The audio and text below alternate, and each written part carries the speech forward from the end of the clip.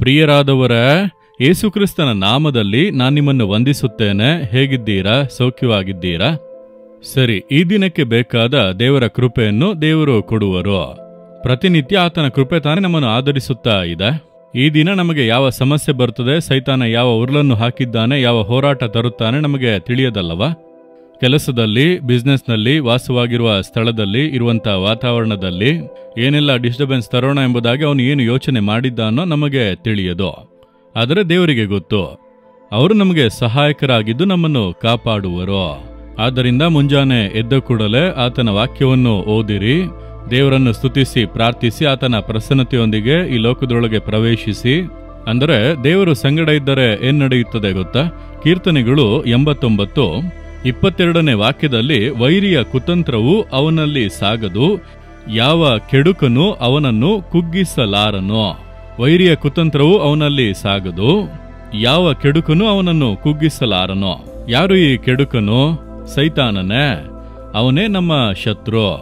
ಅವನೇ ಸುತ್ತಿ ಸುತ್ತಿ ಬರುತ್ತಾನೆ, ನಮ್ಮನ್ನು ಡಿಸ್ಟರ್ಬ್ ಮಾಡಬೇಕು, ಸಮಾಧಾನ ಕೆಡಿಸಬೇಕು, ಸೋತು ಹೋಗುವಂತೆ ಮಾಡಬೇಕು, ವ್ಯಾಧಿಯನ್ನು ತರಬೇಕು, ಸಮಸ್ಯೆಯನ್ನು ಉಂಟು ಮಾಡಬೇಕು, ನೆಮ್ಮದಿಯನ್ನು ಕೆಡಿಸಬೇಕು, ಡಿಪ್ರೆಷನ್ಗೆ ತಳ್ಳಬೇಕು, ಯಾವಾಗಲೂ ಗೊಂದಲದಲ್ಲೇ ಇಡಬೇಕು, ಭಯದಲ್ಲೇ ಇಡಬೇಕೆಂಬುದಾಗಿ ಹೇಗಾದರೂ ಬಂದು ಏನಾದರೂ ಮಾಡುತ್ತಾ ಇರುವನು ಶತ್ರು. ನಮ್ಮನ್ನು ಅಡಗಿಸುವನು, ಕುಗ್ಗಿಸುವನು, ಹಾಗೆ ಜಜ್ಜುವುದಕ್ಕೆ ಪ್ರಯತ್ನಿಸುವನು. ಬೆಳಗ್ಗೆ ಸಂತೋಷವಾಗಿರುವವ ತಕ್ಷಣ ಏನಾದರೂ ಸಮಸ್ಯೆಯನ್ನು ಉಂಟು ಮಾಡುವನು. ಮನೆಯೊಳಗೆ ಒಂದು ಸಮಸ್ಯೆ ನೆಬ್ಬಿಸುವನು, ಕೆಲಸಕ್ಕೆ ಹೋದರೆ ಒಂದು ಸಮಸ್ಯೆ, ಏನೇನೋ ನಡೆಯುತ್ತಾ ಇದೆ ಎಂದು ಅನಿಸುತ್ತದೆ. ಇದೆಲ್ಲ ಯಾಕೆ? ನಮ್ಮನ್ನು ಕುಗ್ಗಿಸಲು, ನಮ್ಮನ್ನು ಇಕ್ಕಟ್ಟಿನಲ್ಲಿ ತಳ್ಳಲು ಸೈತಾನನು ಮಾಡುತ್ತಿರುವ ಕೆಲಸಗಳು.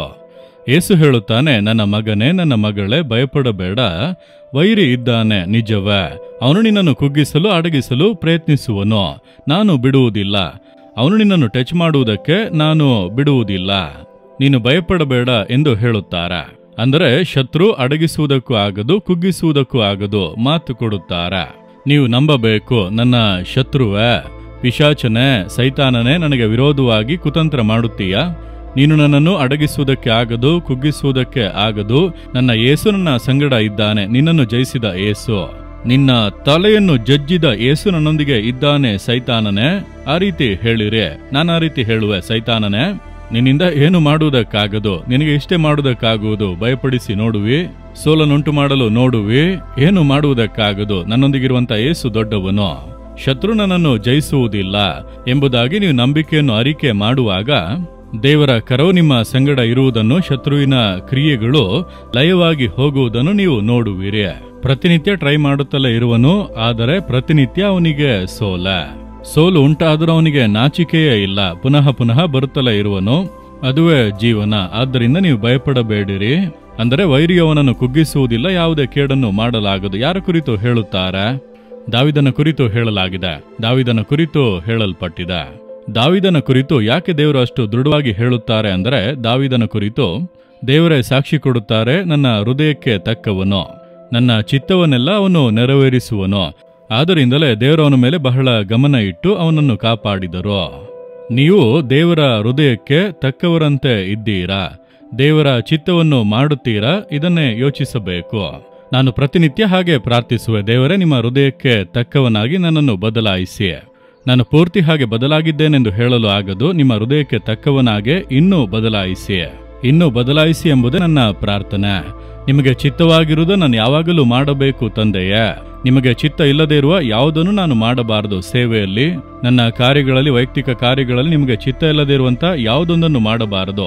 ನಿಮಗೆ ಚಿತ್ತವಾಗಿರುವುದನ್ನೇ ಮಾಡಬೇಕು. ಅದಕ್ಕೆ ನಾನು ಗಮನ ಕೊಟ್ಟು ಪ್ರಾರ್ಥನೆ ಮಾಡಿ, ನಿಮ್ಮ ಹೃದಯಕ್ಕೆ ತಕ್ಕವನಾಗಿ ಬದಲಾಯಿಸಿ ಎಂಬುದಾಗಿ ಅದಕ್ಕೆ ಗಮನ ಕೊಟ್ಟು ಅದರಲ್ಲಿ ಅಕ್ಕರೆಯಿಂದ ಇರುವುದರಿಂದ ಸೈತಾನ್ನಿಂದ ನನಗೆ ಏನು ಮಾಡಲು ಆಗಲಿಲ್ಲ. ಇದುವೇ ನಿಜ.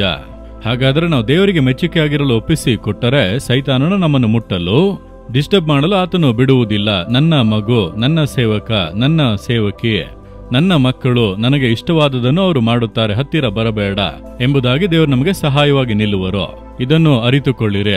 ಡಿಸ್ಟರ್ಬ್ ಮಾಡಲು ಸೈತಾನನು ಎಲ್ಲೆಡೆ ಇರುವನು. ಅವನು ಎಲ್ಲಾ ಕಡೆ ಇದ್ದಾನಲ್ಲವ? ದೇವರು ಎಲ್ಲೆಡೆ ಇರುವಂತೆ ಸೈತಾನನು ಭೂಮಿಯ ಎಲ್ಲೆಡೆ ಸಂಚರಿಸುತ್ತಾ ಇದ್ದಾನೆ. ಕೆಲಸ ಮಾಡುವಲ್ಲಿ ಇರುತ್ತಾನೆ, ಬಿಸ್ನೆಸ್ ಮಾಡುವಲ್ಲಿ ಇರುತ್ತಾನೆ, ಹೋಗುವ ದಾರಿಯಲ್ಲಿ ಇರುತ್ತಾನೆ, ನಿಮ್ಮ ಮನೆಯೊಳಗೆ ಬರುವನು, ಮನೆಯೊಳಗೆ ನಡೆದಾಡುವನು, ಮನೆಯೊಳಗೆ ಇರುವಂಥ ವ್ಯಕ್ತಿಯಿಂದಲೇ ನಿಮ್ಮನ್ನು ಡಿಸ್ಟರ್ಬ್ ಮಾಡುವನು.